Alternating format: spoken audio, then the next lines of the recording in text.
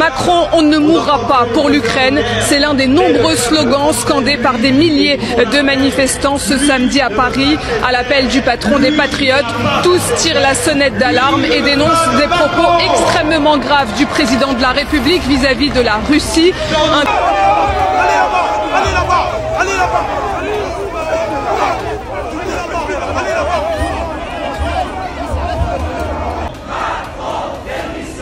Macron démission. Macron démission. Emmanuel Macron a une diplomatie d'enfant de maternelle et qu'à un moment donné, il n'a absolument aucune idée de ce qu'il fait et ça ne l'intéresse pas. Et pour preuve, il a supprimé le corps des diplomates. Il l'a supprimé. On va tuer tous les soldats français qui vont venir au sol ukrainien. Pendant qu'Emmanuel Macron est en train de se battre pour la chute des pays de l'AES, son propre peuple est en train de se battre pour lui, sa chute. Chers abonnés, voici autre rebondissement pas possible. Le 8 mars, pendant que d'autres pays sont en train de fêter, le président français est en train de subir les révoltes du peuple. Et ces gens que vous êtes en train de voir présentement sur votre écran ne sont pas sortis au hasard. Ils sont sortis pour réclamer quelque chose. La France ne mourra pas pour l'Ukraine. Parfois on dit tout se perd ici-bas. Pendant que lui, il est en train de chercher la chute des pays de l'AES, son peuple est en train de chercher sa chute. Dans cette vidéo, découvrez exactement ce qui se passe. Macron, on ne mourra pas pour l'Ukraine. C'est l'un des nombreux slogans scandés par des milliers de manifestants ce samedi à Paris. À l'appel du patron des Patriotes, tous tirent la sonnette d'alarme et dénoncent des propos extrêmement graves du président de la République vis-à-vis de la Russie. Un discours va-t-en-guerre qui met en danger la France et le peuple français, dit Florian Philippot. Macron, plus la paix en Ukraine est possible, et on voit qu'elle devient possible, plus lui fonce vers la guerre. Parce qu'il ne veut pas du scénario de paix, parce qu'il a besoin de la guerre pour son propre agenda personnel, politique, pour tenir les Français sous crainte, sous peur et les manipuler. Et il en a besoin aussi pour aller vers plus d'Union européenne. Et donc là, il a franchi un cap délirant avec son allocution l'autre soir télévisée, où il a voulu vraiment faire peur aux Français et commencer à parler d'envoi de troupes françaises en Ukraine, et puis de défense européenne, de transfert de la dissuasion nucléaire. On a franchi un cap dans la folie, dans le danger, et ça doit, tous les Français attachés à la paix, ça doit vraiment nous interpeller, parce que l'heure est grave et il faut vraiment se lever là, il faut vraiment se lever. En fait, Macron est en train de déconsidérer complètement le pays, il est en train de nous faire passer pour un État voyou, où nous en sommes, avec Macron et avec ce mythe dangereux de la solution européenne, toujours la solution par l'Europe. Ça nous amène concrètement à ça. Alors vous savez, on nous a dit pendant des décennies, l'Europe c'est la paix. Excusez-moi, hein, là, tout le monde est en train de comprendre que l'Europe c'est la guerre. Et c'est pour ça qu'il faut quitter l'Union européenne. Partager la dissuasion nucléaire française avec d'autres pays européens, c'est non pour les manifestants qui se trouvent derrière moi. Utiliser l'épargne des Français pour financer la guerre, c'est non. Mourir sur le front pour l'Ukraine, c'est encore non. Tous appellent à la destitution d'Emmanuel Macron, qui ne semble plus apte mentalement, d'après eux, à exercer la plus haute fonction de l'État. Tout ça, c'est de la foutaise à un moment donné. Que Emmanuel Macron a une diplomatie d'enfant de maternelle et qu'à un moment donné, il n'a absolument aucune idée de ce qu'il fait et ça ne l'intéresse pas. Et pour preuve, il a supprimé le corps des diplomates. Il l'a supprimé. Nous avons affaire à un enfant capricieux. Pourquoi est-ce qu'Emmanuel Macron prend la parole en ce moment pour être un chef de guerre alors que la paix est en train d'être dessinée? La paix, c'est toujours fragile. C'est pas simple. Moi, je veux bien qu'on me dise qu'il y a un envahisseur, tout ça, on peut le dire. On peut le dire. La réalité, c'est un tout petit peu plus complexe quand même. Et que simplifier les choses à outrance pour faire peur, ça, c'est terrible quand même. Jamais été. C'est un incompétent, un fou, un vrai fou, bon pour l'asile, purement et simplement. Il n'a jamais été compétent et de toute façon, il est arrivé là grâce à ses amis qui l'ont placé là, tout simplement parce que pour eux, c'est un pion, ni plus ni moins. Est-ce que vous vous inquiétez pour l'avenir de la France aujourd'hui? Ah oui, sincèrement, je m'y inquiète énormément parce que cette personne, cet être, ne veut rien de plus que arracher aux Français leur argent, leur liberté et maintenant leur vie en plus. Au-delà de l'Ukraine, la menace russe est là et touche les pays d'Europe, nous touche. La Russie a déjà fait du conflit ukrainien un conflit mondial. Elle a mobilisé sur notre continent des soldats nord-coréens, des équipements iraniens, tout en aidant ces pays à s'armer davantage. La Russie du président Poutine viole nos frontières pour assassiner des opposants, manipule les élections en Roumanie, en Moldavie. Elle organise des attaques numériques contre nos hôpitaux pour en bloquer le fonctionnement. La France ne mourra pas pour l'Ukraine. Et tout récemment, vous avez entendu qu'est-ce que les Ukrainiens ont dit. Ils ont dit que tous les soldats français qui vont décider de mettre leurs pieds en Ukraine seront tous éliminés un à un. Est-ce que vous vous rappelez de cette phrase des Ukrainiens tout récemment? Bon, retenez-le maintenant que ce problème n'est pas encore terminé. Et s'il faut bien comprendre, c'est maintenant même que cela veut commencer. Vous voyez?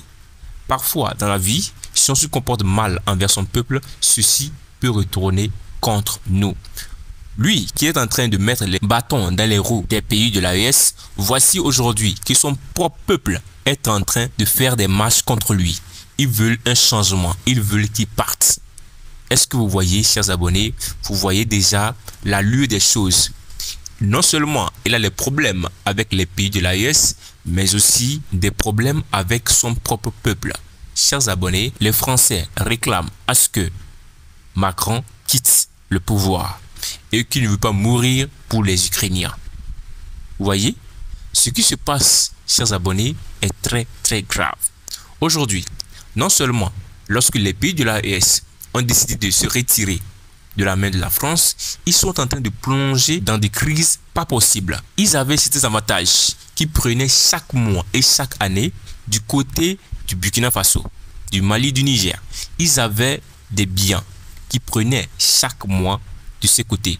Mais malheureusement, tout ceci s'est terminé. Les Français ont fini par comprendre que ce n'est pas Emmanuel Macron qui va changer leur vie. Ce n'est pas Emmanuel Macron qui va contribuer au développement de leur vie, mais plutôt va les assombrer dans une guerre pas possible.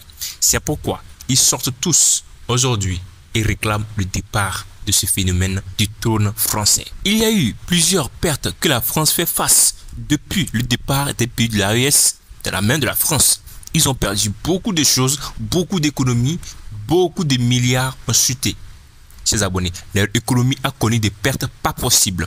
Cela veut dire et signifie par A plus B que sans les pays de l'AES, y compris les pays de l'Afrique, la France n'est absolument rien. Non seulement tu as les problèmes avec les Africains, mais tu as aussi les problèmes avec les gens de ton propre pays, ton propre peuple. Cela veut dire que ça vaut plus la peine. Ça vaut même plus la peine, chers abonnés. Et les Ukrainiens avaient annoncé entre-temps que lorsqu'ils verront les soldats français sur le sol, ils vont les éliminer comme des sardines. Ils vont éliminer ces êtres humains français armés. Ils vont les éliminer comme des sardines. Est-ce que vous imaginez? Ceci à cause des problèmes d'une seule personne.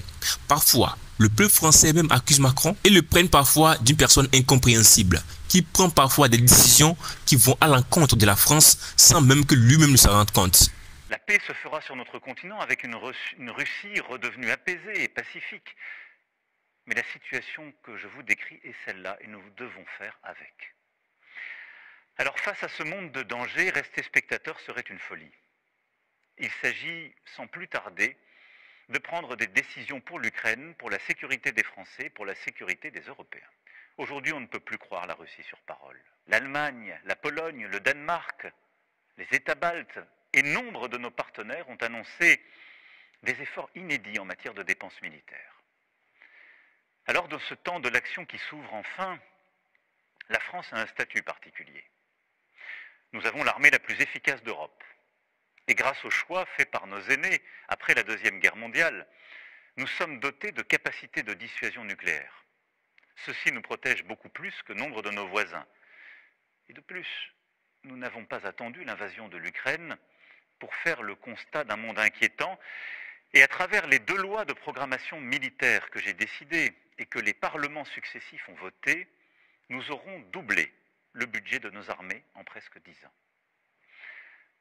Mais compte tenu de l'évolution des menaces, de cette accélération que je viens de décrire, nous aurons à faire de nouveaux choix budgétaires et des investissements supplémentaires qui sont désormais devenus indispensables. J'ai demandé au gouvernement d'y travailler le plus vite possible. Ce seront de nouveaux investissements qui exigent de mobiliser des financements privés, mais aussi des financements publics, sans que les impôts ne soient augmentés. Pour cela, il faudra des réformes, des choix du courage. Maîtriser notre destin, devenir plus indépendant, nous devons y œuvrer au plan militaire, mais aussi au plan économique. Oui, l'indépendance économique, technologique, industrielle et financière sont des nécessités. Nous devons aussi nous préparer à ce que les États-Unis décident de tarifs douaniers sur les marchandises européennes, comme ils viennent de le confirmer à l'encontre du Canada et du Mexique. Cette décision incompréhensible, tant pour l'économie américaine que pour la nôtre, aura des conséquences sur certaines de nos filières. Elle accroît la difficulté du moment, mais elle ne restera pas sans réponse de notre part. Alors, tout en préparant la riposte avec nos collègues européens, nous continuerons, comme je l'ai fait voilà 15 jours, à tout tenter pour convaincre que cette décision nous ferait du mal à tous. Et j'espère, oui, convaincre et en dissuader le président des États-Unis d'Amérique. Au total, le moment exige des décisions sans précédent. Notre Europe possède la force économique, la puissance et les talents pour être à la hauteur de cette époque. Et que nous nous comparions aux États-Unis d'Amérique et a fortiori à la Russie, nous en avons les moyens. Nous devons donc agir en étant unis en Européens et déterminés à nous protéger. Chers abonnés, que pensez-vous de tout ceci? Ce sont les points de vue des internautes sur la toile. Tout ce que vous venez d'écouter sont des points de vue des internautes sur la toile. Mais qu'est-ce que vous pensez? Après avoir visualisé cette vidéo, qu'en est-il de vous, votre avis? Il est très important que vous prononciez dans l'espace commentaire puisque vos points de vue sont les bienvenus. Alors, chers abonnés, prononcez-vous. Nous avons épinglé aussi un lien dans l'espace commentaire de cette vidéo. Ce lien vous permettra d'intégrer notre canal Telegram 100% gratuit. Ce canal Telegram a été créé juste pour vous. Chers abonnés, cliquez et intégrez ce canal Telegram. On s'attrape tout de suite pour une toute nouvelle vidéo. Ciao.